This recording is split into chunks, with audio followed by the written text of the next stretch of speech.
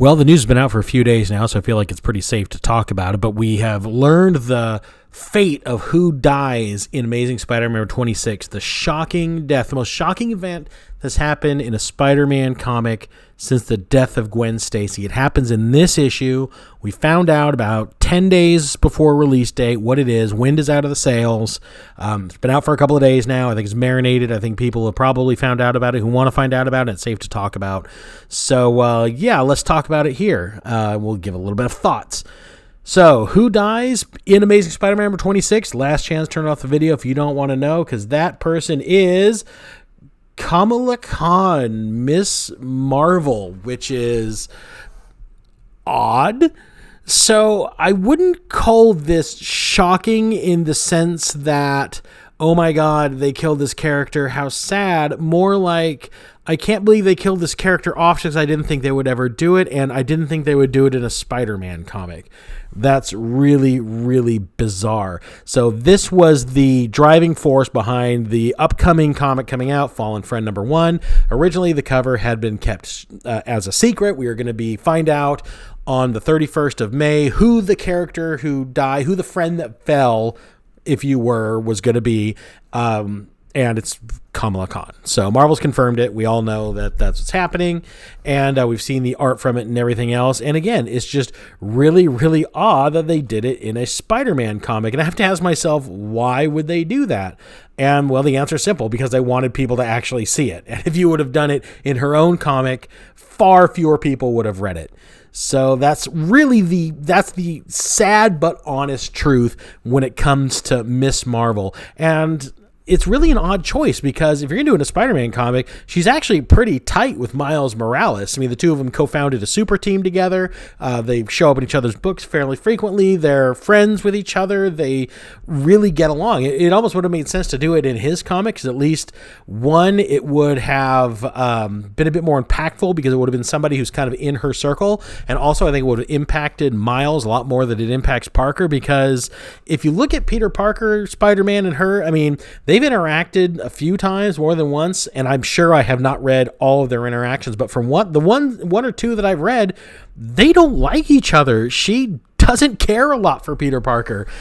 She found his constant quips annoying. She thought his combat style was terrible. She didn't like anything about him. It was kind of one of those stories where before she met him, she thought he was great. She had a bit of hero worship, and then it's a never meet your heroes kind of situation, because as soon as they did do a mission together, she was just immediately annoyed with him. And I actually thought that was kind of a cool wrinkle in Kamala Khan's character, because she's always just such this fangirl following the Avengers around, that she actually met one of the major heroes in the Marvel Universe and disliked him. I actually thought that was funny. So to have this happen in Peter Parker's comic, other than the fact that it's just a lot more exposure than it would have been in either hers or even Miles's book, still, it doesn't seem like it's going to resonate like I think Marvel wanted it to.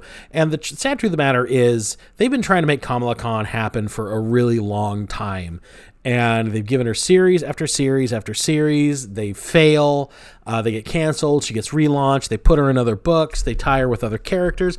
It just never really catches on. I mean, it's pretty widely known knowledge that the decision to make Kamala Khan the main character of the big gelatinous cube that was the Avengers game that came out for all the major systems was pretty much the decision that sunk this very expensive game, and was, I think, one of the biggest losses in video game history, next to the old Atari ET, from what I've heard. But she's got a movie coming out. She's got a Disney Plus TV show, so she's still there. Disney's still working on her, and obviously this death of Kamala Khan is part of just the hype machine to get us going for the Marvels. I'm sure that her triumphant return is going to coincide sometime around fall 2023, right around the release date of the Captain Marvel movie. They did the same thing with Doctor Strange when the second Doctor Strange movie was coming out. Did the same thing with Captain America when one of his movies were coming out. So this is just Marvel's go-to playbook. We're going to kill off a character. They're going to be gone from the Marvel Universe for a few months, then have them triumphantly return with a relaunched number 1, so that people can go out and see the movie and come back and get in on the ground floor for a brand new series. The difference is, when you kill off Doctor Strange, when you kill off Captain America or any of these other characters, a lot of fans are really sad and upset about it, want to get their character back. Kamala Khan doesn't seem to have that following that's going to be clamoring for her return or going to be really upset that she's gone. I know she has her fan base out there, but it's not very big, and I'm just basing that off the sales of her books. And a lot of this, I think, stems from the fact that when it's all said and done, I mean, Kamala Khan, let's call her what she is, and this isn't me speculating, this is her creator has actively said so.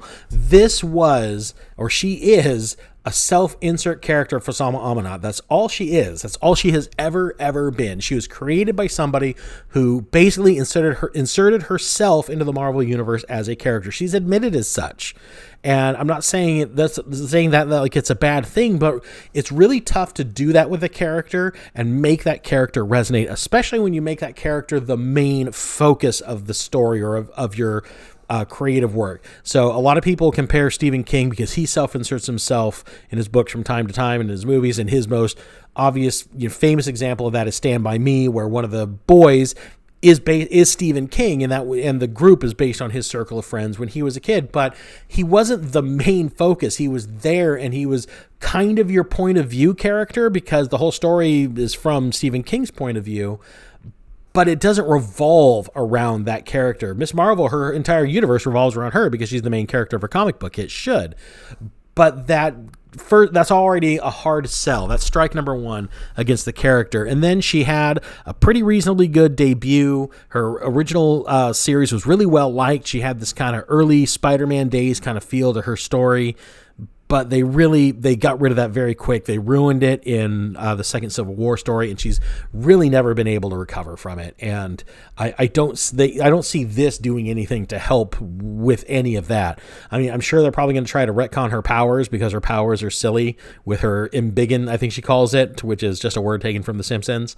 But her ability to kind of just grow parts of her body whenever she wants, it's a weird kind of, I don't know. It's an ugly power. It's not great.